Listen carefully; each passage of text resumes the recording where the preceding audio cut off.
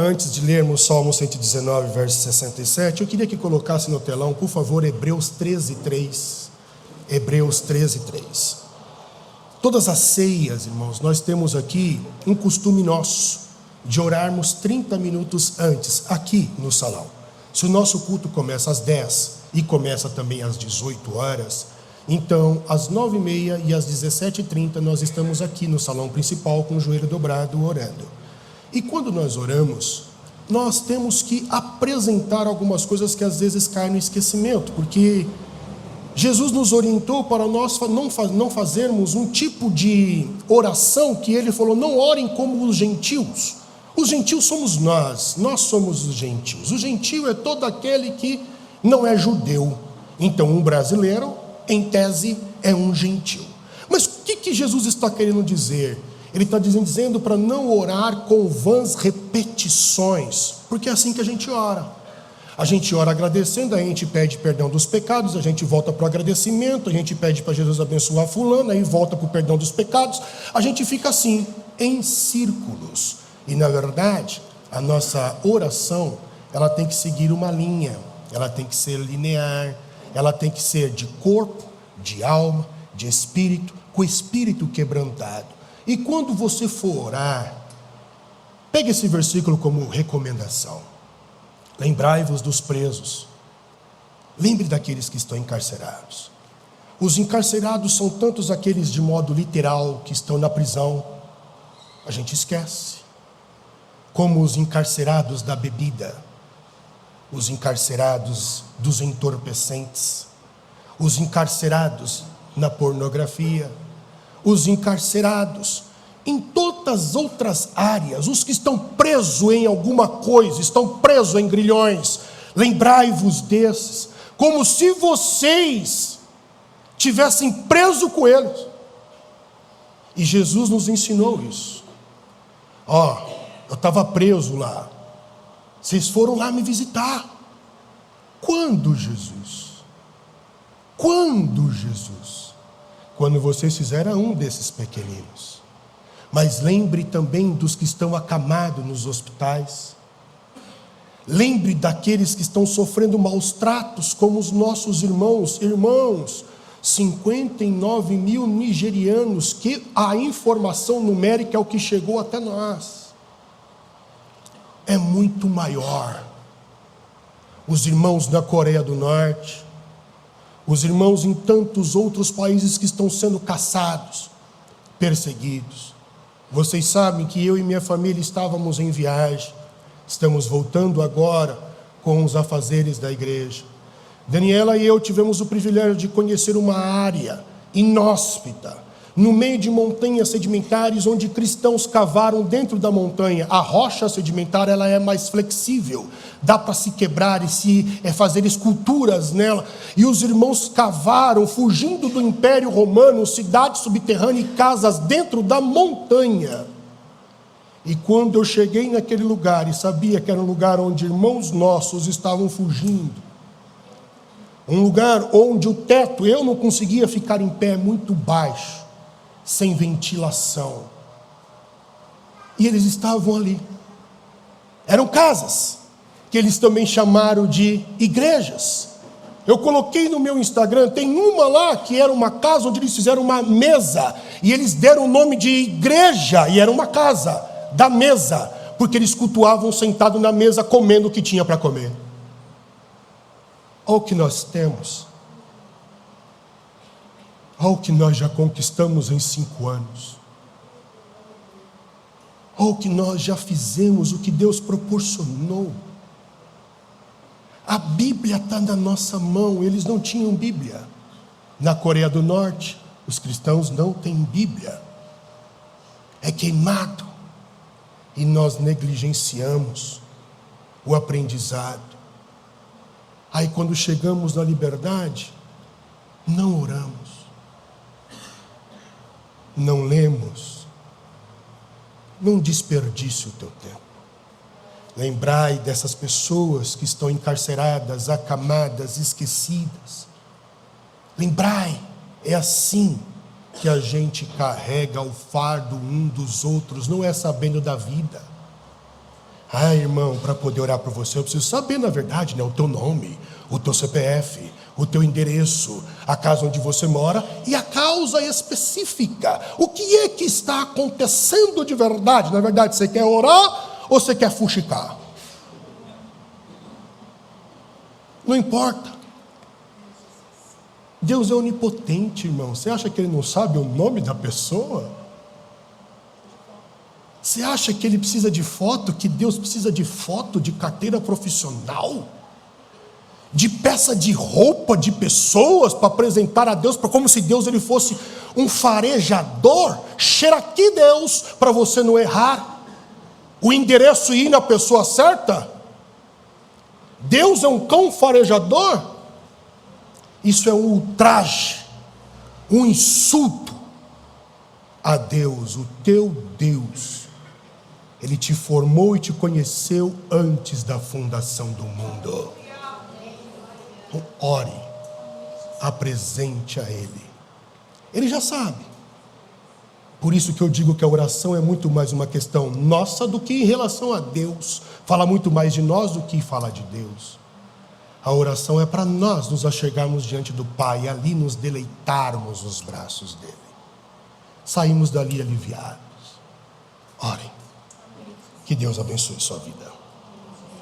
Salmo 119, verso de número 67 diz assim: antes de ser afligido, andava errado, mas agora tenho guardado a tua palavra. Tu és bom e fazes bem. Ensina-me os teus estatutos. Os soberbos forjaram mentiras contra mim, mas eu com todo o meu coração guardarei os teus preceitos. Seus corações são insensíveis como se fossem de sebo, mas eu me recreio na tua lei. Foi-me bom ter sido afligido, para que aprendesse os teus estatutos. Melhor é para mim a lei da tua boca do que milhares de ouro e prata. Irmãos, eu quero ainda pensar um pouco mais sobre o tema que eu havia proposto aos irmãos antes de minha viagem. Pois antes da minha viagem eu propus aos irmãos, nós conversamos um pouquinho sobre o tema restauração. Então eu quero pensar um pouco mais sobre ainda esse tema, restauração, porque quando eu olho para a Igreja Batista Atos, na verdade, ainda na era da Lagoinha, ainda quando nós éramos Lagoinha, e hoje como Igreja Batista Atos, então quando eu olho para nós, para a nossa comunidade, para as nossas histórias, para as pessoas que eu já conversei, para outras mais que eu sei que Deus está trazendo, a história ela se repete, as palavras se repetem. Nós estamos sendo restaurados para um novo momento. E eu tenho orado muito por isso, pela igreja no Brasil, pela nossa igreja, pela nossa família, pedindo, clamando a Deus por restauração. Então eu quero sim, continuar falando, pensar um pouco mais ainda sobre restauração. E enquanto eu estava pensando sobre restauração, uma pergunta me veio à mente que eu quero transferir a vocês. A pergunta que eu fiz a mim mesmo, eu quero transferir essa pergunta a vocês. E a pergunta é a seguinte: em algum momento da sua vida, você já se sentiu completamente, totalmente, plenamente restaurado? Repito, em algum momento da tua vida, você já se sentiu completamente, totalmente, plenamente restaurado? E se a tua resposta for sim, eu gostaria então de fazer uma outra pergunta. Será então que você consegue se lembrar do trajeto, da trajetória que te levou à restauração? E se a tua resposta for sim também, eu acredito e concluo que o trajeto que te levou à restauração não foi um trajeto fácil, não foi um trajeto simples de percorrer, porque quando eu penso sobre restauração, a restauração para mim, ela é um fim, é o fim de um processo. A restauração é o resultado de um processo. Então a consequência de um determinado processo, aqui falando de cristãos, eu quero dizer que é a restauração. Logo, poderíamos dizer que o fim de uma aflição, o fim de uma angústia, o fim de um problema, o fim de um sofrimento é a restauração, falando dentro do mundo dos cristãos. E abro um parênteses. Aqui eu quero deixar bem claro para os irmãos uma coisa. Eu não consigo acreditar que Deus coloca um mal. Eu não consigo acreditar que Deus pesa a mão. Eu não consigo acreditar que Deus causa o sofrimento. Deus é o causador do sofrimento. Eu não consigo acreditar nisso. Eu, Rodrigo. Entretanto, eu acredito que o sofrimento, ele é um meio para a salvação e para a restauração. Exemplo disso? Filho pródigo. Quantas e quantas pessoas, como o filho pródigo, têm que passar pelo vale da dor, pelo vale do sofrimento, pelo vale da catástrofe, do caos, para poder entender uma lição e assim mudar de vida. É aquilo que você e eu tradicionalmente falamos como cristãos. Não veio pelo amor, veio pela dor. Existem pessoas que só conhecem esse tipo de linguagem, mas Deus não é o causador do mal. Você está colhendo aquilo que você plantou. Você plantou vento, vai colher tempestade. E esta tempestade, ela pode te levar ao arrependimento e, conclusão, a restauração. Por isso, quando eu penso em restauração, restauração nada mais é do que o processo de reparar algo que foi danificado, deturpado, perdido, deteriorado. Repito, restauração é a ação ou o processo de restaurar, de reparar algo que foi danificado, deturpado, deteriorado e até mesmo perdido. Restauração é trazer ao estado original, e é isso que acredito que está escrito no salmo que nós lemos. Salmo 119, verso de número 67.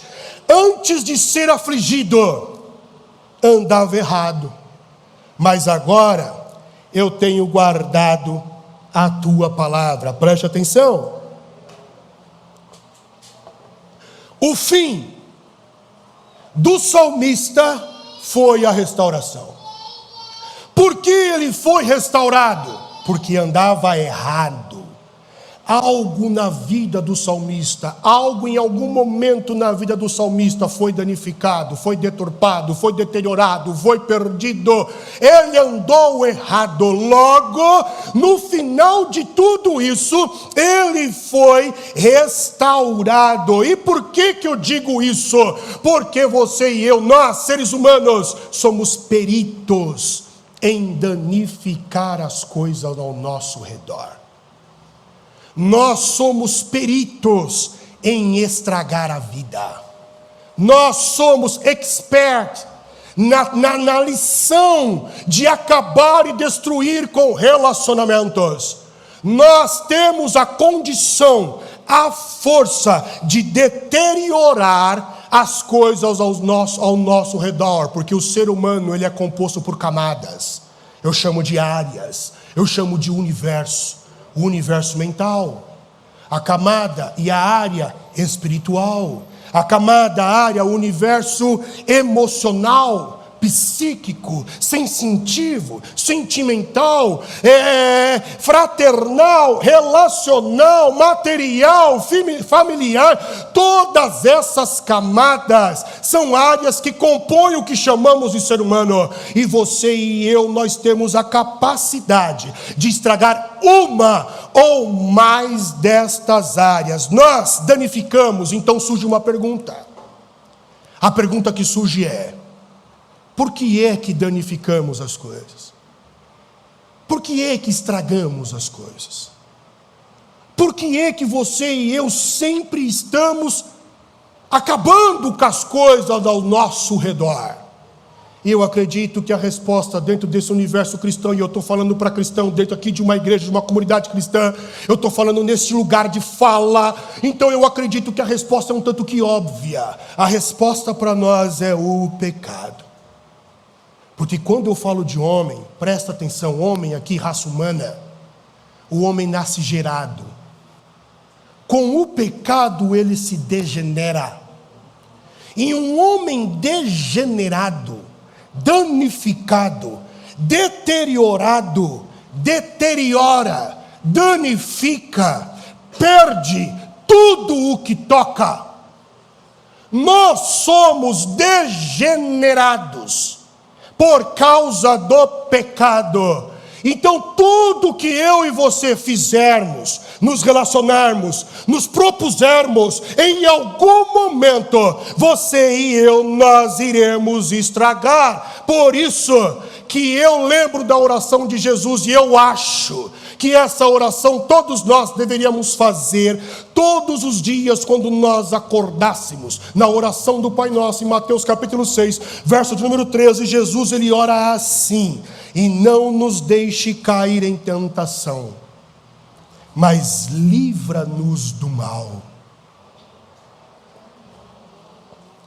Porque teu é o reino, o poder e a glória para sempre.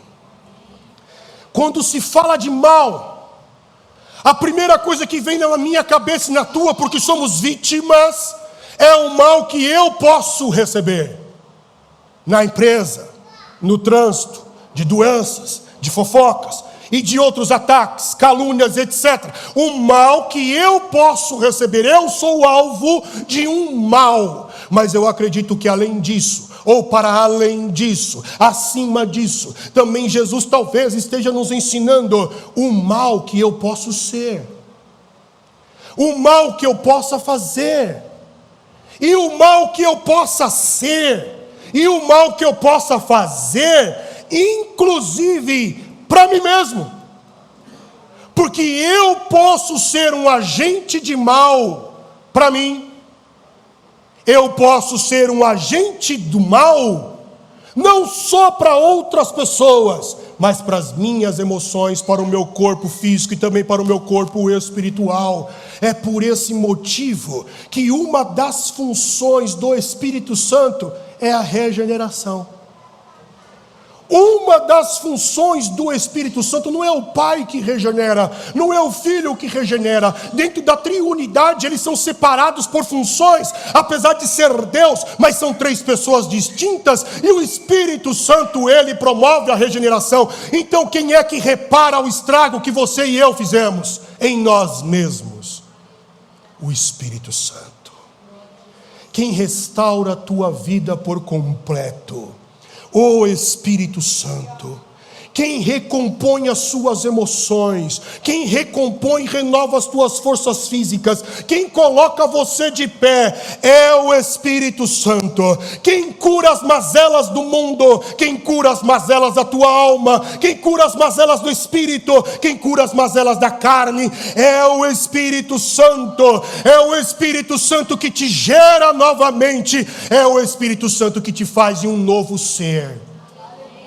Um ser restaurado, ao ponto das pessoas olharem, mas não era fulano que fazia isso, fulano que fazia aquilo, fulano que falava aquilo, fulano que visitava tal lugar, fulano que vivia na vida louca, fulano está mudado. Quem muda o ser humano é o Espírito Santo. Por isso, irmãos, por isso eu estou totalmente certeiro de que não precisamos de abrir mais igrejas no Brasil. Eu acredito que não precisamos de mais igrejas. Eu acredito que não precisamos de mais pastores. Eu acredito que não precisamos mais de ministros de louvores. Não precisamos de mais. Eu acredito que o que nós precisamos são de homens regenerados dentro das famílias. Eu acredito que o que nós precisamos são de mulheres regeneradas dentro dos lares. Eu acredito que o que nós precisamos são de filhos regenerados pelo Espírito Santo. Eu acredito que o que nós precisamos são de políticos regenerados. Eu acredito que o que nós precisamos são de pastores regenerados, de líderes regenerados, de ministros do louvor regenerado, pois do mesmo jeito que uma pessoa degenerada degenera tudo ao seu redor, uma pessoa regenerada regenera e torna saudável tudo ao seu redor. É disso que nós precisamos, é disso que a igreja precisa, é disso que a sociedade precisa. Abrir igreja, irmãos, para quê? Para que abrir a igreja se não há conversões genuínas? As pessoas continuam nas mesmas práticas. Para que abrir igreja se pastor que está em cima de púlpito, de palco, bate na esposa, no filho, na mulher em casa? Para quê? Se tem ondas de violência, para quê? Abrir igreja para se falar palavrão quando o time erra um gol, e aqui em cima ele fala sobre santidade? Para quê? O que nós precisamos são de pessoas regeneradas. Pessoas regeneradas mudam o mundo ao seu redor. É disso que o mundo está precisando, de ver a luz do Cristo em minha face, de ver a luz do Cristo na igreja, de ser sal da terra, de exalar o perfume do Cristo. Paulo escreve que o perfume de Jesus, ele gera vida. É sobre isso. Sobre vida. Só que tem um porém. A única pessoa que pode regenerar alguém é o Espírito Santo. É o Espírito Santo. E como então nós vamos ser regenerados? Como uma igreja será regenerada? Como pessoas serão regeneradas se elas desprezam a comunhão, a intimidade com o Espírito Santo? Na linguagem de Paulinho, meu amigo, entristecendo o Espírito Santo. Como é que fica uma pessoa triste? Ela se afasta. Uma pessoa triste se afasta. Ela não quer contato. Ela não quer conversar, ela não quer dialogar, ela não quer enxergar, ela não quer ouvir, ela se afasta. É por isso que às vezes nos sentimos talvez frios. O Espírito Santo está distante, longe de nós. Nós, para sermos regenerados, precisamos do Espírito Santo. Um mundo que cospe na palavra de Deus, um mundo que despreza o Espírito Santo, uma igreja que despreza o Espírito Santo e troca o Espírito Santo por subterfúgios, por fórmulas mágicas, não vão provocar a ação salvífica do Cristo. Não vão. Para que você e eu, como igreja, tenhamos sucesso nessa terra, a sociedade mude, as famílias mudem, as pessoas mudem, é necessário a comunhão com o Espírito Santo. Ele é o único que pode regenerar, trazer a forma de novo. E por que eu digo isso, irmãos? Porque existem passos da degeneração e existem passos para a regeneração, degraus que percorremos para sermos degenerados, bem como degraus que percorremos para sermos regenerados. E o primeiro degrau que nós percorremos dentro do ambiente da degeneração é a obstinação. É o primeiro degrau, grave isso. Uma pessoa degenerada também é uma pessoa obstinada. E por obstinação, nós estamos falando que é uma fase onde a pessoa obstinada não consegue dar ouvidos ao que os outros estão falando. Argumentos não entram na cabeça do obstinado. Palavras não provocam efeito. Palavras, frases, textos e até lágrimas não conseguem romper a área de broca de uma pessoa obstinada.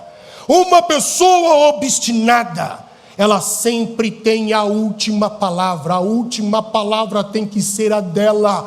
pois se não for a dela, a discussão vai continuar, as palavras vão continuar emergindo, aí já não vai ser mais uma conversação, uma troca de ideia, será um conflito.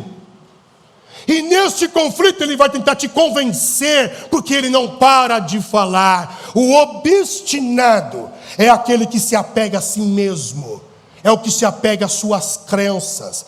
Crenças essas que se tornam militantes, e além de se tornar militantes, elas se tornam absolutas. E o obstinado quer que você acredite nas crenças que ele tornou absoluta dentro dele. Ele quer que você acredite e pratique. O obstinado é aquele camarada que sempre tem a verdade, um senso crítico superior aos dos outros, e ainda diz: se todo o mundo pensasse como eu, o mundo seria melhor. Se todo mundo pensasse como eu, agisse como eu, fizesse como eu, o mundo seria melhor. As suas ideias não têm relevância. Ele sempre coloca as ideias, as vontades em detrimento ao outro. É uma supervalorização das suas crenças. Isso é obstinação. A obstinação, que é o primeiro degrau da degeneração, provoca guerras. Guerras que são sem sentido, não precisam existir. Pare para analisar nas guerras, nos conflitos, nas discussões dentro da tua casa, e veja se de fato precisava discutir sobre aquilo, precisava brigar sobre aquilo, falar sobre aquilo. Pondere na balança e vê se tem necessidade de brigar por causa daquele assunto. Eu falo por experiência própria. Esses dias o meu filho chegou em mim e falou assim para mim, o meu filho mais velho: pai,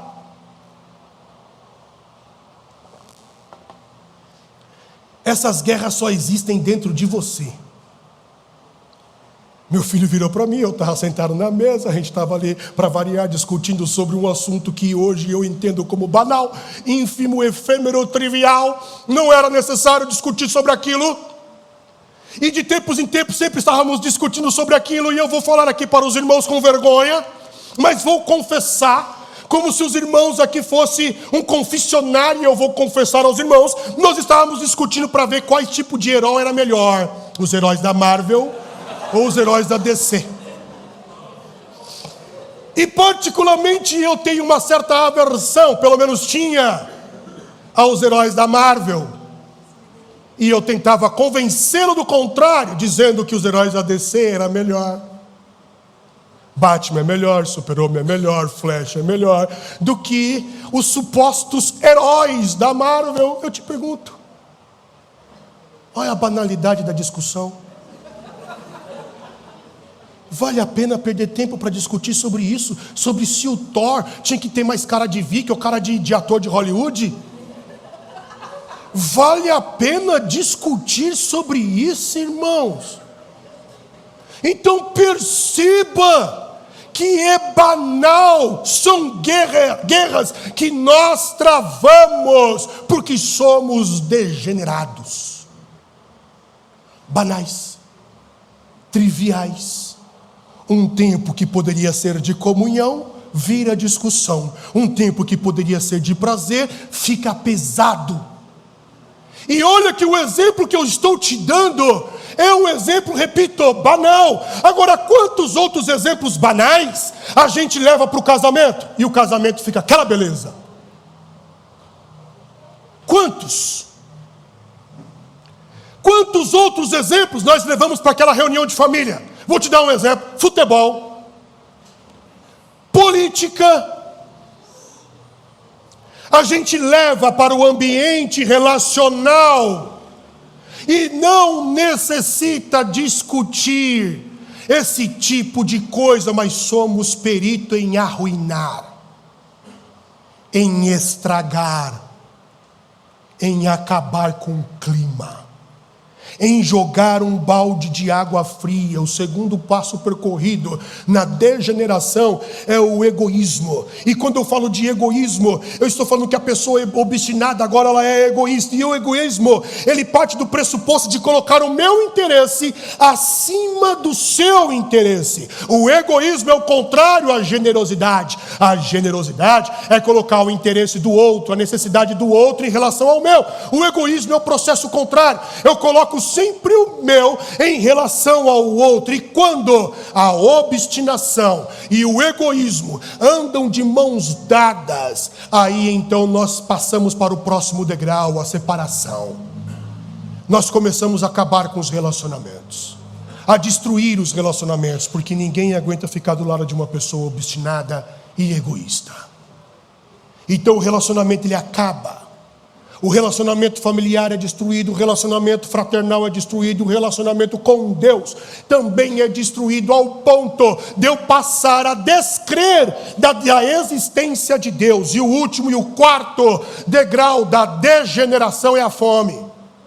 Depois que eu me tornei obstinado, egoísta e acabei com os relacionamentos, agora eu tenho fome, e a fome ela vem em formato de tristeza, de vazio, de buraco, daquilo que sinto que eu não sei o que é, daquilo que sinto que eu não sei dizer como é, eu não sei transferir, eu não sei verbalizar o que eu estou sentindo.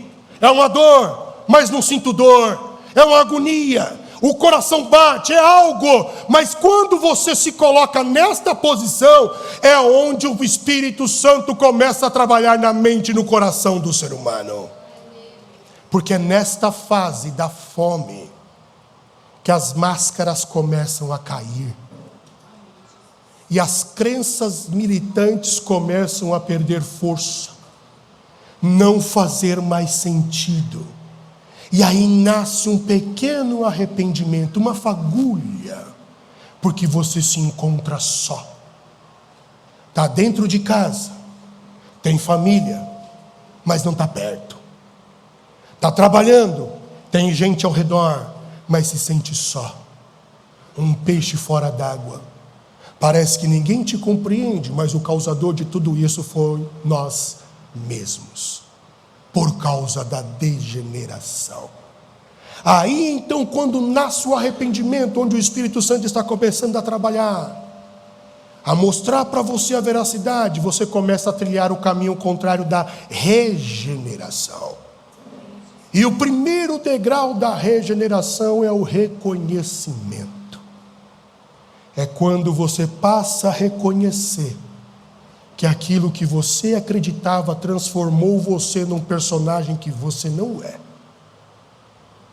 Transformou você numa imagem que você não é. Transformou você numa coisa que você não é. E você pensa, como cheguei aqui, como fiz isso, como falei aquilo. Você reconhece os erros, você identifica os erros, você assume os erros.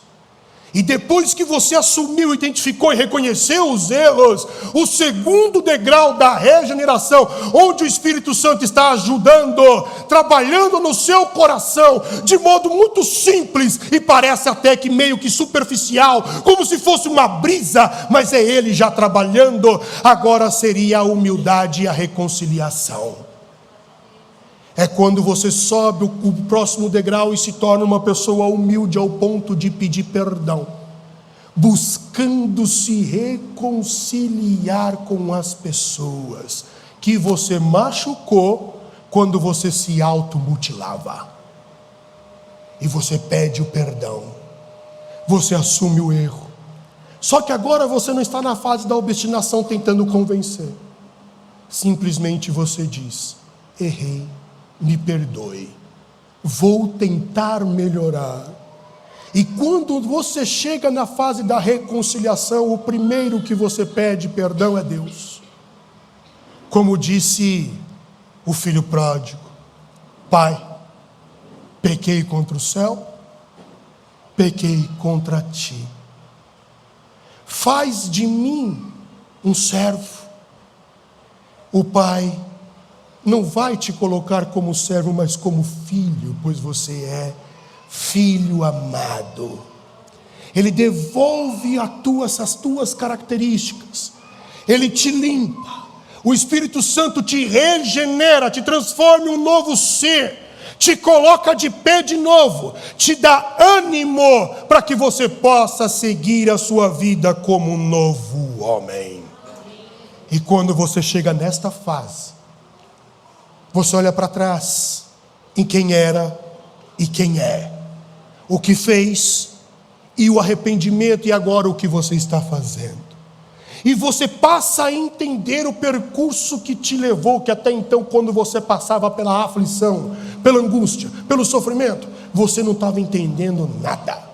Perguntava inclusive para Deus por quê e não tinha resposta, mas agora restaurado, você entende. É isso que o salmista do Salmo 119, verso 71 diz: foi-me bom ter sido afligido.